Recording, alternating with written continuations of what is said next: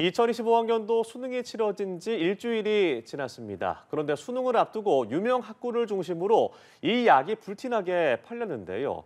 바로 ADHD, 주의력 결핍 과잉 행동 장애 치료제였습니다. 인터넷 수능 커뮤니티에는 ADHD 약을 먹고 국어 등급이 올랐다. ADHD 약을 먹으면 수능 성적이 오를까 이런 글들이 심심찮게 올라왔는데요. 그 이유는 무엇이고 건강에 문제는 없는지 뉴스캐스터 연결해서 자세히 알아보겠습니다. 함현지 캐스터. 네, 오늘은 이현정 순천향대 서울병원 정신건강의학과 교수와 이야기 나눠보겠습니다. 안녕하십니까? 네, 안녕하세요.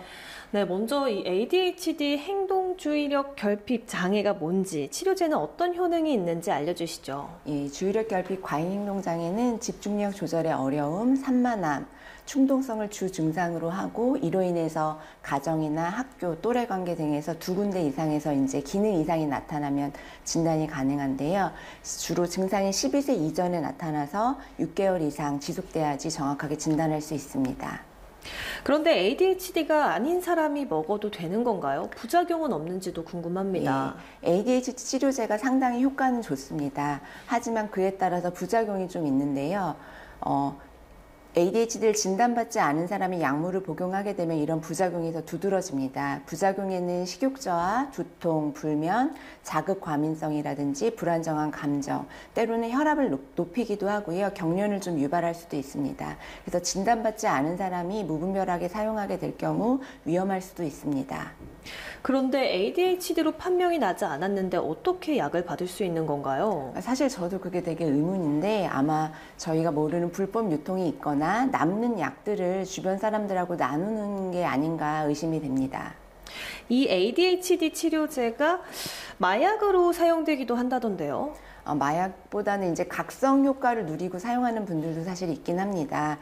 ADHD 치료제 중에 이제 메틸페니데이트라는 약물이 약사법상 마약류에 속하긴 합니다.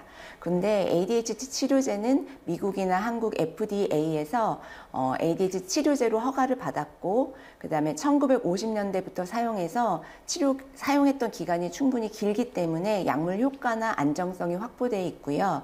우리가 알고 있는 암페타민이나 코카인 같은 정신 자극제에 비해서는 중독성도 낮고 구강으로 복용할 때 그런 위험이 더 줄어든다고 알려져 있습니다. 이 ADHD 치료제의 오남용을 막기 위해서는 어떤 노력이 필요할까요? 저는 사실 정부와 교육기관, 의료기관, 시민단체의 협력이 좀 필요하다고 생각합니다. 그래서 약물 처방 추적 시스템을 강화하고 불법 유통이라든지 재사용하거나 비약물적 사용을 단속을 강화하고 처벌 또한 강화하는 게 필요하다고 생각이 됩니다.